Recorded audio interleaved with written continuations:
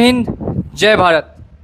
कैशी personal instant loan application, नाम आपने already सुन रखा होगा और काफ़ी जानकार भी होंगे इस एप्लीकेशन के बारे में। आज के इस वीडियो में डिस्कस करेंगे कि अगर आप कैशी नामक एप्लीकेशन से किसी भी तरीके का लेन देन करते हैं, यानी कि लोन लेते हैं और लोन लेने के बाद कोई भी ऐसा रीज़न आता है जिस वजह से आप रीपेमेंट करने से चूक जाते हैं, यानी कि ईएमआई आपकी बाउंस करती है, ईएमआई डिफ़ॉल्ट कर जाती है, इसके बाद आपको क्या करना है और कैशी एप्लीकेशन क्या कर सकती है, इन दोनों टॉपिक्स के ऊपर में बात होगी आज के इस वीडियो में।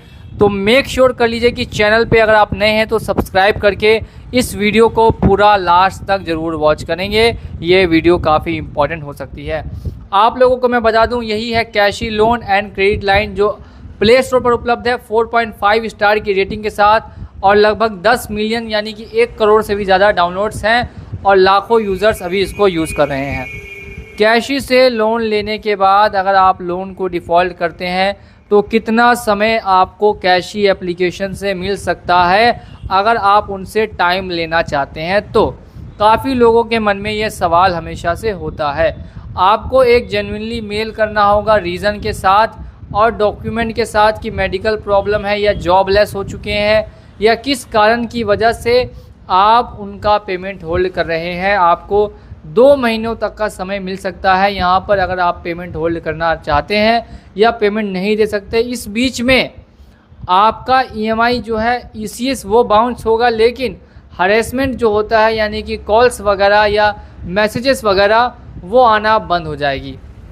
मैं आपको फिर से समझा रहा हूँ, ईसीएस अगर आपने ऑन किया है तो वो बाउंस होगा, लेकिन मैसेजेस जो आते हैं बार बार वो आना और कॉल्स आना कम हो जाएंगे। ये हो गई 2 महीने की समय की बात। अब बात करते हैं 2 महीने या उससे ज़्यादा आप लोन को डिफ़ॉल्ट कर देते हैं या किसी भी कारण से भरने में सक्षम नहीं होते, तो ऐसे में कंपनी क्या एक्शन आपके ऊपर ले सकती है। कंपनी आपको ज़्यादातर ऑनलाइन ही कोशिश करेगी रिकवरी करने की, मोबाइल फ़ोन के ज़रिए, यानी कि कॉल्स और मैसेजेस करके। इसके अलावा अगर आपने किसी का रेफरेंस दे रखा है, कॉन्टैक्ट से किसी को भी ऐड कर रखा है, तो उन पर भी कॉल ज़रूर जाएगा, उनको भी आपके बारे में बताया जाएगा कि ऐसे ऐसे करके इन्होंने लोन लिया है और लोन पेड नहीं कर पा रहे हैं। अब कैशी की रिकवरी कितनी हार्ड है और कितनी सॉफ्ट है, इसके बारे में बात करते हैं। ओवरऑल क्या रिव्यू है, ओवरऑल देखने के लिए मिला है। पहले तो एप्लीकेशन पूरे कॉन्टैक्ट लिस्ट को खंगाल के कॉल करती थी, लेकिन आज के समय में 1 साल हो चुके हैं लगभग, अब यहाँ पे कैशी वाले काफ़ी कम कर चुके हैं ये हरकत कि कॉन्टैक्ट लिस्ट को कॉल करे, लेकिन आपके रेफरेंस और आपको तो कॉल्स आना है, ये 100% गारंटेड है। 4 महीने, 5 महीने, 6 महीने डिफ़ॉल्ट हो गए, अब आपको नोटिस वगैरह या मैसेज आएगा कि लीगल डिपार्टमेंट में आपका केस जा चुका है। अगर आप चाहते हैं लोन को सेटल कराना तो आप इतना इतना अमाउंट देके अपने लोन को सेटल करा के क्लोज़ करा सकते हैं। मान लेते हैं अगर आपने लाख रुपया लिया है तो 25, 30, 35, 40 हज़ार रुपये तक का ऑफ़र आपको दिया जाएगा। जितना बड़ा लोन है उस हिसाब से 30%, 35% का ऑफ़र कंपनी आपको करेगी कि इतना पैसा देकर हम आपका लोन जो है हमेशा हमेशा के लिए क्लोज़ करना चाहते हैं। अब ऐसे में डिपेंड करता है कि आप उतना पैसा उस समय देने में सक्षम हैं कि सक्षम नहीं है।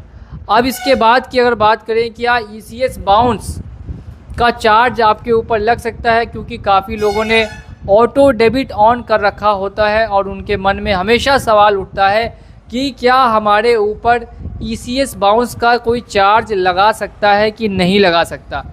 तो मैं आप लोगों को एक बार फिर से ये जानकारी दे देता हूँ कि ईसीएस बाउंस का चार्ज आपके ऊपर इतनी आसानी से नहीं लगेगा।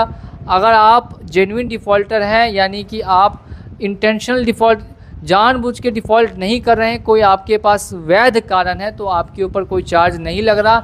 लेकिन अवैध तरीके से अगर कोई घपला करता है या घोटाला करता है तो ऐसे में चार्जेस लगते हैं। 1% केसेस में देखने के लिए मिलता है कि ईसीएस बाउंस का चार्ज लगता है और 99% केसेस में देखने के लिए ये मिलता है कि कोई ईसीएस बाउंस का चार्ज नहीं लगता।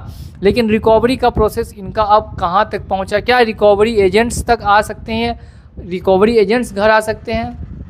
पहले के समय में आते थे, अब के समय में नहीं आ रहे। और अभी तक कोई अपडेट अगर आएगी तो वो मैं ज़रूर आपको बताऊंगा। लेकिन फ़िलहाल रिकवरी एजेंट्स आपको इस एप्लीकेशन के द्वारा किसी के भी घर पे नहीं भेजे जा रहे हैं। जो भी रिकवरी हो रही है वो ऑनलाइन तरीके से, ऑनलाइन मोड से हो रही है। ऑफलाइन घर पे आपको पैसा रिकवर करने कोई भी नहीं आएगा।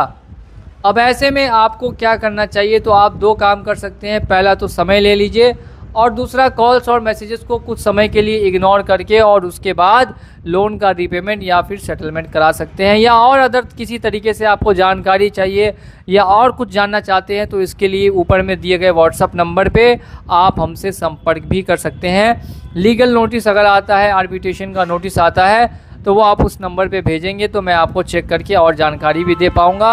इसी के साथ अगर वीडियो आपको पसंद आई हो तो वीडियो को लाइक कर दीजिए। चैनल पे नए हैं, चैनल को सब्सक्राइब कर दीजिए। चलिए चलता हूँ आज के इस वीडियो में, और मिलूँगा आप लोगों से नेक्स्ट वीडियो में बहुत ही जल्द।